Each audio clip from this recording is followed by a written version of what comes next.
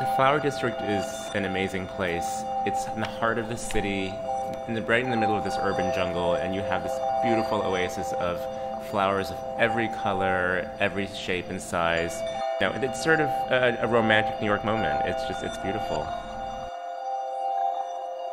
I love florals and art.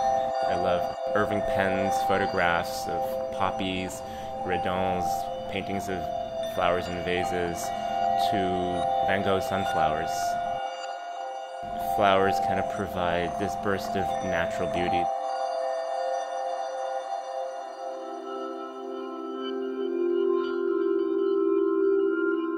It's so exciting to share my vision with the Anthropologie woman. There's a mutual love of print and pattern and color.